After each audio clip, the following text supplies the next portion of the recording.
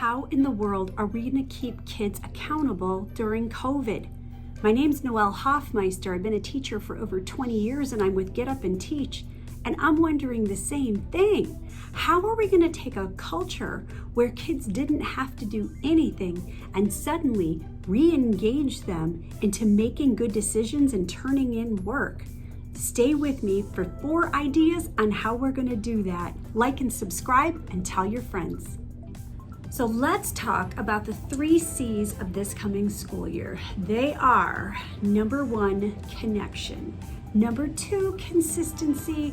Number 3, clarity. Watched any of our other videos, we seem to return to this central idea that kids need us to acknowledge how they feel. We have to tell kids that we know their brain has turned into mush over the past number of months while all of this has been going on in the world.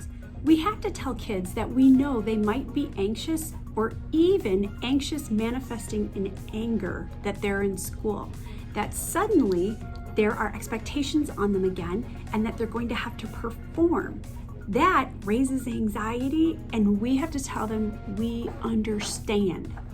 When kids feel understood, when people feel understood, there's more of a culture of risk-taking that can happen, and we know that there's no learning without risk-taking.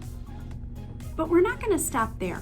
We're not going to stop with just telling the students we know how they feel. We're going to explain how we feel.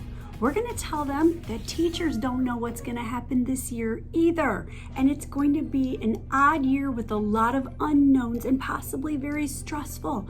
But that doesn't stop us teachers from doing hard things. That doesn't stop us from doing our very best to make sure that students are learning. We're going to model for them what it's like to have an unknown and work hard in spite of it, to not let us be paralyzed by what might happen. From day 1, we're going to start a system where we're going to help them through a process of self-checking their engagement. In this way, we are from the get-go training them to check themselves and then re-engage. Do some kind of visual that shows them the physiological, the cognitive, and the emotional. We're going to talk about the cognitive. Is your brain thinking about the things I'm saying? Are you thinking about what's being presented, or are you thinking about lunch? Then we're going to talk about the physiological. Is your body in a way that will help you listen and learn? Are your shoulders down? Are you looking at me? Are you sitting up so that your spine can communicate with your brain and the rest of your body? Are you giving yourself every physical advantage to learning? And the last domain, which is emotional, we're going to have students identify how they feel, and then we're going to have them figure out, what can I do with this feeling so that it doesn't get in the way of my learning? How can my feeling not be an obstacle to me focusing? And how can I not be at the mercy of my emotions? How can I manage them so that I can work past them? If we show them this visual and we talk about that and we raise self-awareness, then students are going to have an easier time thinking about what they need to do to engage, to check how they're doing, and then to re-engage in what we're saying. So we talked about connection in acknowledging the emotion. Now let's talk about consistency. If students are going to take the risk to re-engage in being held accountable, then we teachers have to be dependable so that they can count on us to create systems where they can be successful. So from the first day, we're going to establish a routine that kids can count on where they can do well. So that brings us to clarity. Teachers, we have to be more clear than ever this year.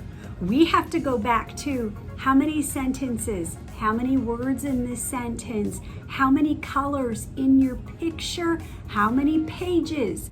I know that we hate answering those questions and that sometimes we get in that they should know the expectation at this age frame of mind. But let's consider that you have kids that didn't have to brush their teeth for 3 months, and now you're going to expect them to read your mind to figure out how many sentences you want. Be completely clear with your students. Set them up so that any child can do well because you've been so clear.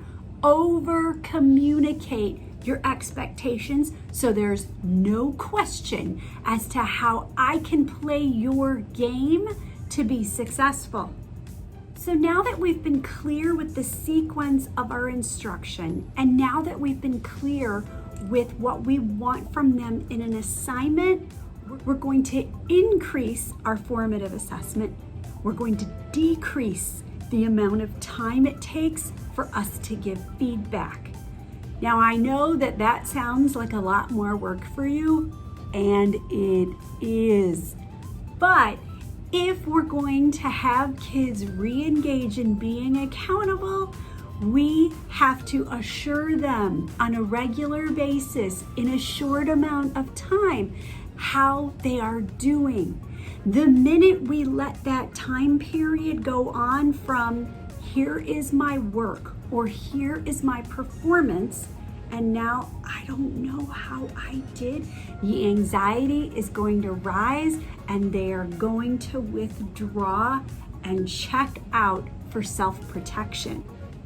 Finally, and we've touched a lot on this as we've gone on, you're going to employ those social emotional learning standards. The two that you're really going to push with all this anxiety and having them re-engage in being accountable is the first domain, which asks us to be aware of our feelings and then manage those feelings so we can work in spite of our emotions.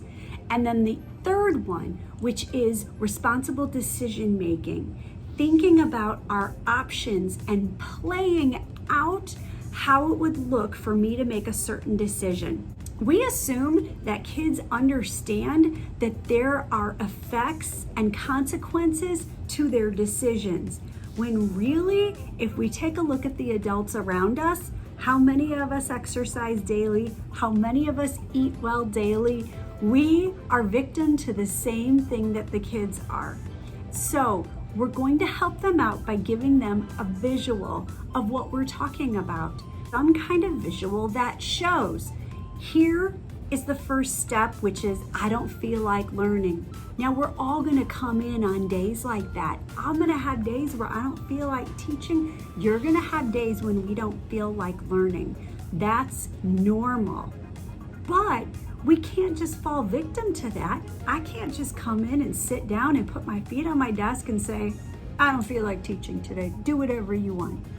And you can't come in and say, I don't feel like learning today. I'm gonna check out.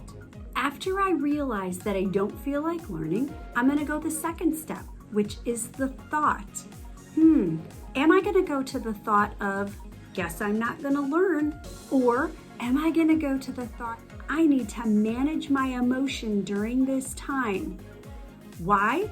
Because then if I take an action and I listen, then the product of that is that I will understand, do well, and I'm building a foundation for the rest of my learning through school.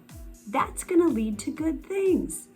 If I decide I'm not gonna learn today because I don't feel like it, I can do that, but the consequences will be different. The effect will be different. The thought will be, I don't feel like it, so I'm not gonna. And then if you'll notice, the action is to check out, and then the arrow is to have to return to where I was. I don't want to redo all this.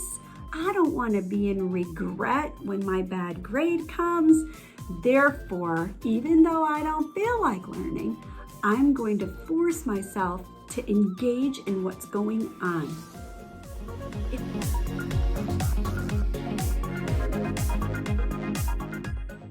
Hey, thanks for watching. Listen, if you need a really great product to help engage your youngers during distance learning, we have awesome digital read alouds that put together the emotions of learning with math content.